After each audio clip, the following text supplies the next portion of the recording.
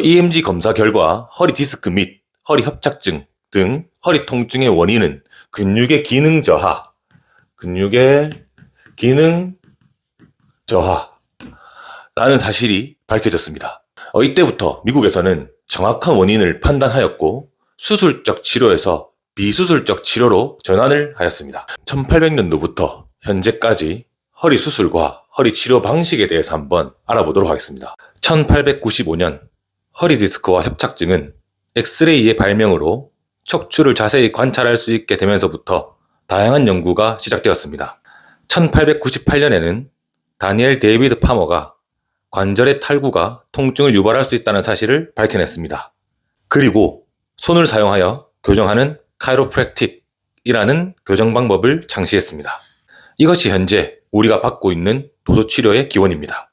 그리고 36년 뒤 1934년에 하버드 계열 미국 의사 믹스터와 바르는 허리 통증과 좌골신경통 증상 환자들에게서 디스크를 제거하고 증상이 완화되는 것을 입증했습니다. 그 이후로 허리 통증은 디스크 탈출로 인한 신경 압박 이라는 사실이 정설로 받아들여졌습니다. 그리고 전 세계는 척추 수술의 시대가 시작되었습니다. 하지만 그것도 잠시 이후 MRI와 CT가 발전되면서 근육과 신경계까지 관찰이 가능해지고 디스크의 모양과 위치만으로는 허리 통증의 유무를 설명하기 어렵다는 연구들이 줄줄이 발표되었습니다.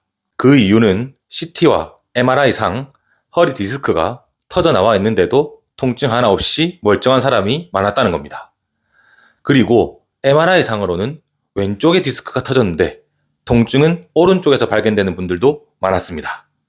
이렇게 허리 통증은 디스크의 위치와 모양만으로는 설명하기 어렵다는 주장들이 점점 커져갔습니다. 이후 EMG의 발명으로 근육의 활성도 측정이 가능해졌습니다.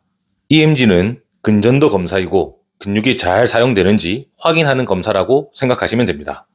EMG 검사 결과 허리 디스크 및 허리 협착증 등 허리 통증의 원인은 근육의 기능 저하라는 사실이 밝혀졌습니다. 이때부터 미국에서는 정확한 원인을 판단하였고 수술적 치료에서 비수술적 치료로 전환을 하였습니다. 이후 맥길 박사, 호지스 박사, 샬만, 그레이쿡 등의 운동 이론과 연구들로 발전되었고 현재는 중립시대, 즉 체형교정의 시대로 들어서게 되었습니다. 이것은 미국의 상황이고 아직까지 우리나라는 50년 전 미국의 상황에 그대로 머물러 있습니다. 매년 얼마의 비용이 척추 수술 비용으로 발생하고 있는지 한번 알아봤습니다. 2019년도부터 2023년도까지 연도별 수술비 현황에서 척추 수술 비용이 매년 1위를 하고 있습니다. 그 비용이 8천억부터 시작해서 23년도에는 1조 원이 넘는 비용이 척추 수술에 사용되었습니다. 저도 조사를 하면서 금액이 너무 커서 당황스러웠습니다. 이렇게 아직까지 우리나라 대한민국에서는 디스크가 터져 나왔다, 디스크가 터졌다, 혹은 흘러내리고 있다,